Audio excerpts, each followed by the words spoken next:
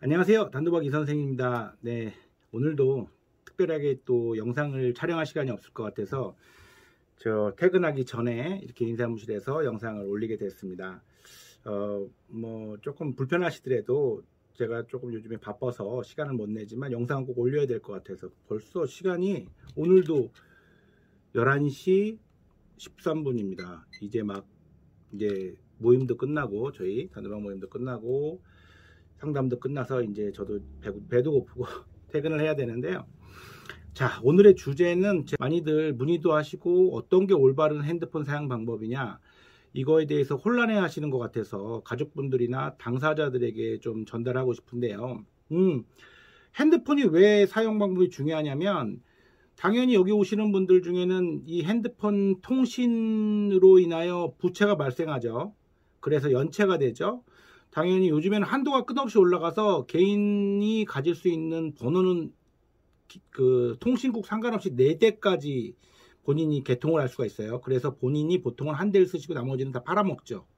기계 따로 뭐 이렇게 팔아먹습니다.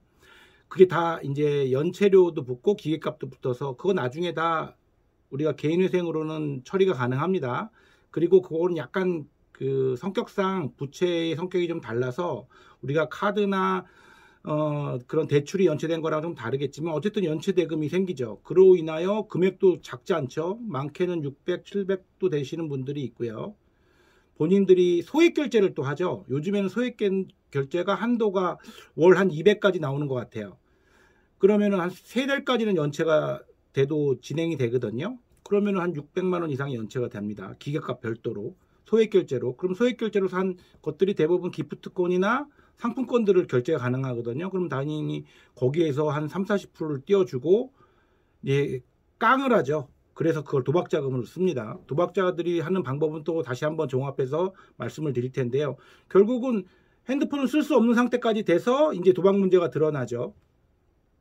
자, 그러면은 대부분이 가족들이 있으면은 어머니나 부모님, 아내의 명의로 된 핸드폰을 새로 개통해서 그걸로 쓰는 것이 옳으냐, 또는 대부분 그렇게 쓰고 있죠. 핸드폰이 없으면 안 된다고 하니까.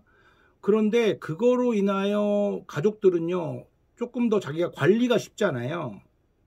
내 명의니까 내가 들여다볼 수도 있고, 어떤 그런 의미로 본인들 명의로 핸드폰을 해주는 경우도 있고, 저는 그걸 권장하지 않습니다. 그건 옳은 방법이 아니고요. 그건 도박 문제가 생긴 것에 대한 핸드폰 요금을 연체한 것에 대한 책임을 지는 태도가 아니죠.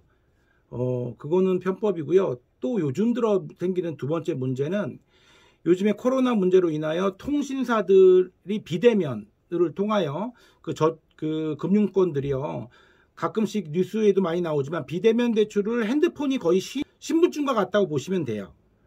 이 앱을 통해서 다 대출을 받을 수가 있거든요. 그렇기 때문에 뭐 엄마 핸드폰만 잠깐 줘봐 이러면서 엄마 핸드폰으로 대출을 받는 경우도 심심치 않게 이 도박 중독 문제에는 항상 존재를 하고 있습니다. 그리고 특히나 더 그것이 문제가 심각해지는 경우들이 있어요. 나도 모르게 핸드폰 명의로 하나 빌려줬던 것으로 모든 것을 다 해킹할 수가 있고요. 비대면 대출까지도 가능합니다. 가끔씩 뉴스에는 많이 나오죠. 뭐 택시 탔는데 택시기사 아저씨에게 핸드폰 잠깐만 빌렸으면 안 될까요? 이런 식으로 했는데 알고 봤더니 요금이 몇백만 원이 나오더라. 대출받아서. 가족 명의로 핸드폰을 만들어주는 것은 저는 권하지 않습니다. 그러면 핸드폰이 없으면 사회생활을 못하는데 어떻게 합니까? 자, 이 핸드폰은 뭐 아시는 폴더폰인데요. 제가 갖고 있는 지금은 쓰지 않지만 지금은 공기계라고 하죠. 그런데 이것도 스마트폰입니다. 개통이 가능하고요. 그런 쿠팡 같은 데서 3, 4만 원이면 중고기계 쓸만한 걸 살 수 있습니다. 자, 선불폰이라는 제도가 있어요. 여러분들 아시는 분도 계시지만 모르시는 분 때문에 설명을 한번 드릴게요. 선불폰은 사용기간이 끝나거나 중고폰을 사서요. 유심이라는 것을 사죠. 그게 어떻게 보면은 이제 핵심이죠. 유심이 한 5천 원 정도 합니다. 어디서 살까요? 다이소에 가면은 다 있습니다. 유심이. 그것도 뭐 통신사별로 있는데요. 5,000원입니다. 5,000원에서 뭐 후불 교통카드 포함되어 있는 유심은 뭐 9,000원까지도 하고요. 5,000원짜리가 제일 많고요. 5,000원짜리 카드를 사서 요즘에 인터넷에 선불폰 치면은요. 다 뜹니다. 그러니까 알뜰 상품 그 메이저가 아닌 LG, SK, 뭐죠? 하나가 KT를 제외한 그 밑에 있는 통신사들이 있어요. 그 통신회선을 빌려 쓰는 그런 통신사죠. 그런 데서 다들 이런 선불폰 제도를 이용하는데 말 그대로 선불폰입니다. 우리가 쓰고 있는 이 핸드폰은요, 전부 다 후불이거든요. 한 달 쓴 걸 그 다음 달에 결제대금을 내죠.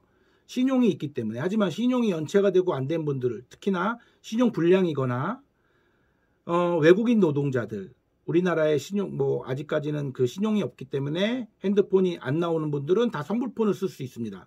내가 미리 어떤 제도를 한 달에 얼마만큼 쓰겠다고 미리 선불을 넣어놓으면 그 한도 내에서만 가능하죠. 그러니까 통신요금이나 데이터 사용료가 조금은 비쌉니다. 왜냐하면은 우리가 할인을 받을 수 있는 게 뭐 때문이죠?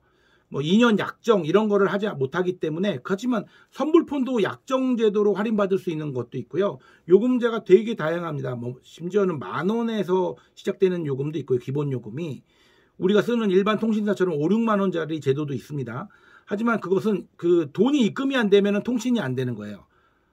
우리는 입금이 되지 않고 후불이기 때문에 썼던 건데 이 선불폰을 쓰시면 되겠죠. 특히나 제가 쓰고 있는 요 기종은요, 카톡도 됩니다. 예, 그냥 일반 픽처가 아니라 스마트폰의 일종이기 때문에 LG 건데요. 카톡도 되는데 조금 느려요. 그리고 당연히 이걸로는 도박을 할 수 없겠죠. 용량이 그 기계의 성능이 도박을 할 수 있을 정도로 화면 크기도 안 되고 굉장히 느립니다. 유튜브도 되고 하지만 성능이 좀 딸리죠. 그 대신 우리가 필수로 문자, 통신, 카카오톡 다 됩니다. 예, 내 명의로 쓸 수 있고요. 본인 인증 확인도 내 핸드폰으로 쓸 수 있습니다. 이런 제도가 있기 때문에 저는 100% 다 선불폰을 사용하기로 원합니다. 기왕이면 선불폰을 할 때는 이렇게 도박 문제가 쉽게 접근되지 않을 수 있는 이런 업무용 폰. 요즘에도 어르신들이나 심플하신 분들은 이런 거 많이 사용하죠. 유재석 씨는 쟤는 아직도 이거 쓴다고 저는 들었는데, 카카오톡을 안 하신다고 들었지만, 어쨌든 이렇게 제도를 쓰는 게 올바른 대응입니다. 내가 번 돈 한돈 내에서 이 전화기를 쓰시면 되죠. 가족의 명의를 이용하는 거는 어쨌든 간에 그 가족이 그만큼의 위험에 노출되어 있는 겁니다. 도박 중독자는 어떻게든 돈을 구하려고 할 테니까요. 자, 오늘은 도박 중독에 빠져 있는 가족들이 핸드폰 요금이 연체되거나 기타 신용의 물량이 생겨서 전화기를 사용할 때 어떻게 쓰는 것이 올바른 것이냐, 요 핸드폰 선불폰 제도에서 말씀을 드렸고요. 적극적으로 저는 추천드립니다. 그리고 전화번호를 변경하는 것도 굉장히 중요한 내용인데요. 당연히 저는 변경하기를 바라고 그것이 옳다고 생각하는데, 요거는 조금 더 내용이 길어질 것 같아서 제가 좀 여유가 생기고 그것은 조금 더 깊게 다룰 예정이니까 좀 그때까지 좀 기다려 주시고, 번호는 바꾸는 게 무조건 좋습니다. 바꾸실 수 있으면 전화번호 바꾸시길 부탁드립니다. 네, 이상 영상 마치겠습니다. 감사합니다.